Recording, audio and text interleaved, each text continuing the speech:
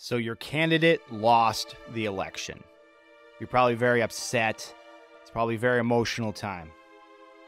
But I want to tell you that this doesn't mean that your political journey is over. In fact, it's just begun.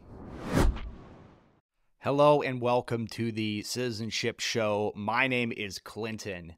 Today, we're going to be talking about the emotional side of politics, the time when the candidate that you backed, the person that you voted for, ended up losing. I know, it sucks. It's happened to me many times when you end up backing the wrong horse. I wanted to emphasize, though, that politics does not end after elections. Politics is a full-time involvement for active citizens. Many people think that their job is to show up every 4 years, to tick a box, and when they've finished voting, that's it.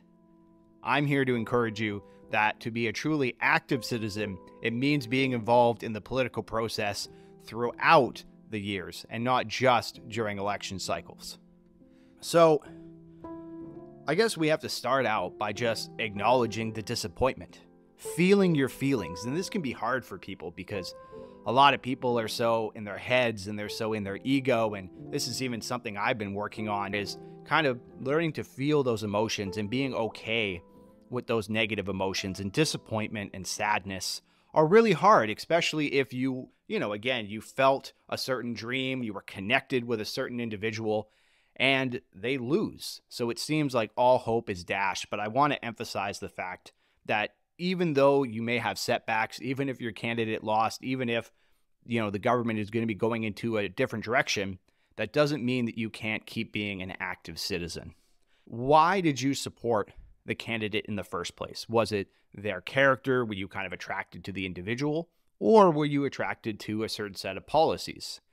If you're attracted to the individual and they lose, that kind of sucks because, you kind of take that as a personal hit, right?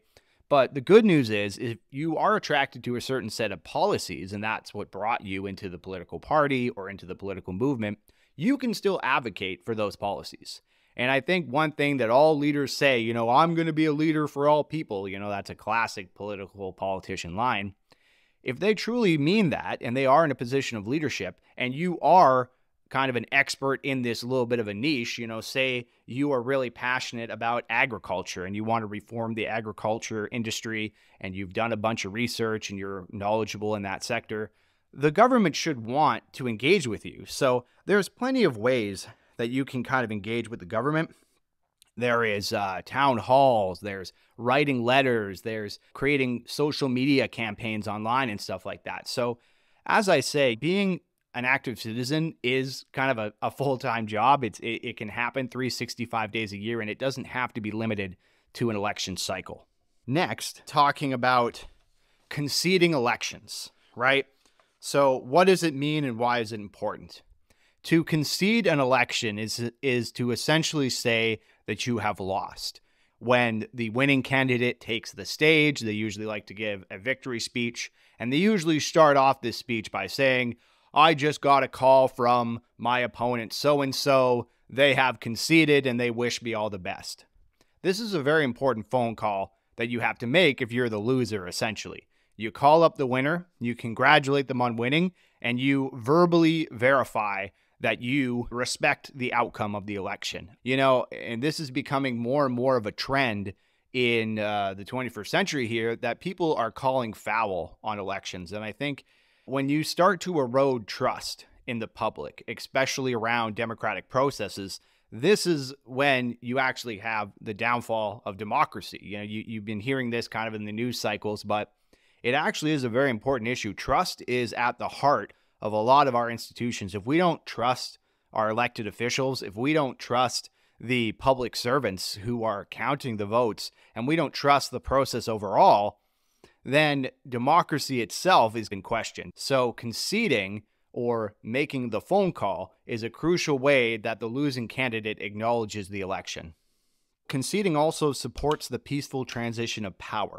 The peaceful transition of power is this idea throughout human history, a lot of power exchanged hands through violent means, through military coups or rebellions. This was ways that, either militia or the people, whatever kind of organized force, came in to the governing party and took power by force and with violence and intimidation. If we're talking about how empires rose, a lot of it throughout human history is just through sheer violence. So the idea of having a peaceful transfer of power is very important in modern democracies, because we say we allow the vote to happen, we allow the public to engage, and the results will be as the results will be, and we will respect those results. So the peaceful transfer of power is just that. It is allowing governments to transition from one party to another party, or from one administration to another administration, in a very peaceful way. It also encourages national unity. That would be my third point about why a concession speech was important, is because the country or the nation has to be unified under one leader or one administration. And if you have the losing candidate running around, whether they're calling foul or they're just not respecting other people, you have a fragmentation of society. You will still have a voter base that is vocal and angry and upset. And we've seen this over the course of the last few years, where we have different candidates. I'm assuming a couple names will pop into your guys' head when I'm talking about this. The election was stolen and things like this, and you have fracturing or communities breaking apart. And the importance of conceding elections is that the loser will respect the fact that they have lost, and they will vocalize that so that national unity can be upheld. And those are the three main points about why conceding is important. It legitimizes the process and brings trust to the institutions. It is the cornerstone to a peaceful transfer of power, and it respects national unity. I understand that politics is very emotional. You know, it impacts our lives in very tangible ways, right? And politicians in general are very good orators. They're very good communicators. They're kind of showmen in a certain way. And they can get people very passionate about their causes. So when they lose, it can be very devastating, honestly. And I've been in these lows too, because the politician has done so much to convince you that if the opponent gets in, the world itself will crumble. I'm here to remind you that the world still turns. The powers of government and the powers of presidents and prime ministers pale in comparison to the power of Mother Nature herself. The world will be just fine. The world will keep turning. Life may become harder for us humans, and that is why engaging in government, engaging in society is so important. But I'll just emphasize, no matter who wins the election, the world will keep turning. Mother Nature is going to be just fine. It's us humans that we have to worry about. Some tips on dealing with your emotions and stuff. This is kind of less political and more kind of just more to your mental health and stuff. But I found journaling to be very good. I found having an outlet like this, you know, if you're someone like me who kind of has the gift of the gab and kind of just needs to rant. And I find if I keep these things pent up inside, that's when I start getting frustrated and angry. But, you know, having a creative outlet like this, you know, if you want to start a YouTube channel or a podcast or something like that, it really helps and it allows you to kind of connect with other people. I am filming this the week before the American election, and, you know, it is very heightened emotions down in the States. I wanted to just send my love and my energy over to my American brothers and sisters through this turbulent time. Like, some people legitimately believe that if their candidate loses, it will be the death of America. And, you know, I can't really comment. I'm not American. I'm not on the ground.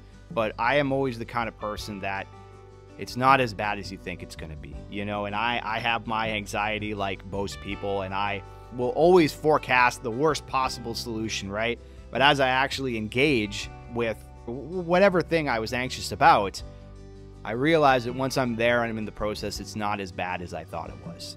So I want to remind you guys to try and be logical as most as we can on this, regardless of how the election falls, whether you're coming from the United States or you're, you know, looking at one of the provincial elections that we had here in Canada. We just had the BC election, the Saskatchewan election, the New Brunswick election, and then Halifax just came in and said, hold my beer, and they're going to an election as we speak. So there's a lot of provincial elections happening here in Canada. There's obviously the big American election. So I thought this topic would be relevant for you guys. Again, There's nothing wrong with being passionate. There's nothing wrong with showing support. If you want to be the person to like put the lawn sign out, that's not really my style, but I know a lot of people, they like to be vocal. They like to be, pro a certain party. But if you lose, you got to be a good loser. You can't be a good winner or a good leader without understanding how to lose. And I think understanding your emotions, respecting the process is very important for us to move forward. I'm wishing you guys all the best, and I hope that gave you a little bit of a mindset to have when or if your candidate eventually loses. That doesn't mean you have to leave the political process altogether. It just means you have to bound together with your tribe and come at it from a different angle. My name is Clinton. This has been the Citi-Zen-Ship show. We put the Zen back in politics, trying to, lower all the hype and raise the healing frequencies. That's what we're all about here. So keep it Zen, stay informed, and don't worry, it's going to be okay.